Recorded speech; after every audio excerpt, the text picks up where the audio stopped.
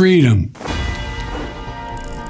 personal freedom, is fundamental to who we are as Americans. The message that President Joe Biden is sending to prospective errant Democrats is clear as he continues to make strong announcements that he would not withdraw from the presidential race. Moving forward, any criticism hurts the party's chances of defeating Donald Trump. This shouldn't be a red or blue issue. After his dismal debate performance, Biden has stated for days that, barring an intervention from the Lord Almighty, he will continue to be his party's nominee. He followed through on that statement on Monday. He declared his candidacy in the Democrats' open letter at the start of the campaign. This is not a time to be complacent.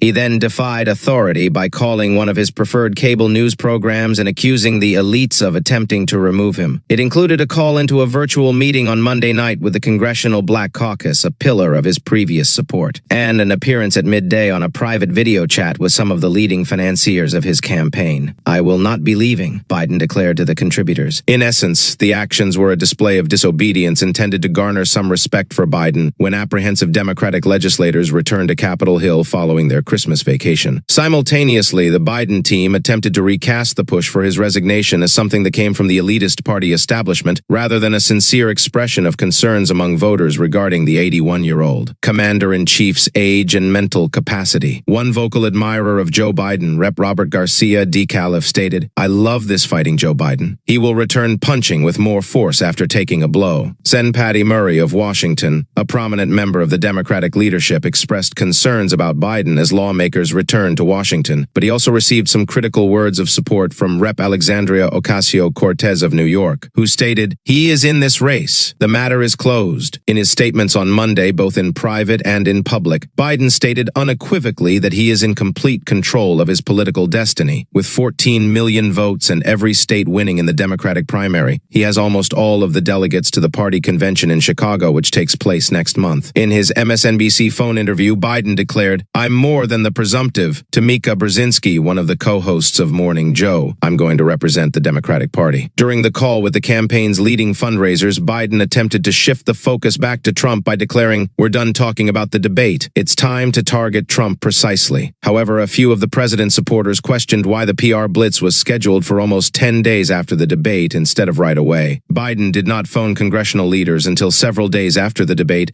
and waited 8 days to do his first unscripted interview, which he conducted on Friday with ABC News. Even though it could split the party at the worst time, veteran Democratic strategist David Doak claimed that Biden was justified in trying to enforce party discipline. Biden is making it more difficult for Democrats to ask him to stand down by adamantly stating he won't be doing so, lest they undermine him in the process. "If he wanted to hang on to the nomination at all costs, that is what I would be advising him to do strategically," Doak stated. At all costs is the question that needs to be answered. Biden encouraged anybody who prefers a different nominee to run against him on MSNBC. Biden dared them to announce him as president. "Give me a challenge at the convention." As a bridge to the upcoming crop of Democratic brilliance, Biden stated in 2020, notwithstanding widespread apprehensions about his age, he now views himself as the party's greatest opportunity to unseat Trump once more. "If I didn't firmly believe that I am the most qualified candidate to defeat Donald Trump in 2024, I wouldn't be running for office," stated Biden. Biden attempted on Monday to adopt the persona of an outsider opposing the establishment of his own party,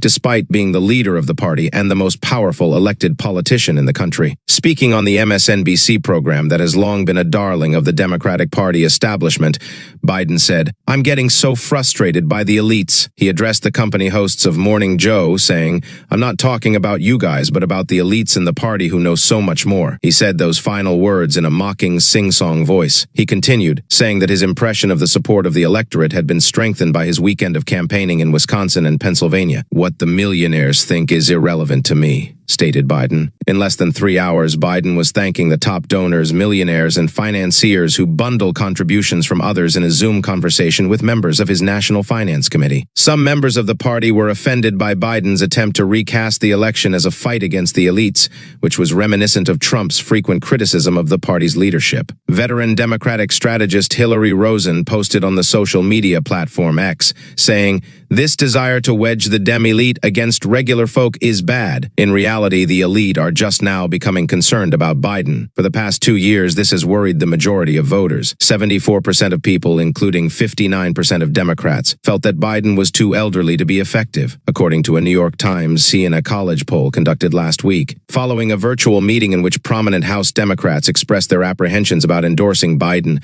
the president's team started gathering more statements of support, including some from prominent black congressmen. Former Congressional Black Caucus leader Rep. Joyce Beatty of Ohio stated on MSNBC, "I am 100% with the president." Rep. Stephen Horsford of Nevada, the current chair, backed Biden in a statement released on Monday, saying, "President Joe Biden is the nominee and has been selected by millions of voters across this country." Another supportive statement was released by Rep. Grace Mung of New York, a former vice chair of the Democratic National Committee. Rep. Jerry Nadler of New York was one of the people who had publicly criticized Biden yet refrained from answering questions about the president during an appearance in Manhattan. Nevertheless, on Monday, Biden encountered some new Democratic skepticism. Sen. Jon Tester of Montana stated that the president has to prove to the American people, I including me, he's up to the job for another 4 years. Tester is up for re-election this fall in a state that Trump is predicted to win handily. Additionally, Ohio Representative Greg Landsman stated that Biden's time was running out and that he needed to be able to present his case again and again and again. When House Democrats have a members-only meeting at party headquarters on Tuesday, it is likely that Biden's future moves will be the main topic of conversation. For many of Biden's supporters, the main worry has been the president's capacity, or lack thereof, to manage unscheduled visits. John Kirby, a spokesman for the White House, said on Monday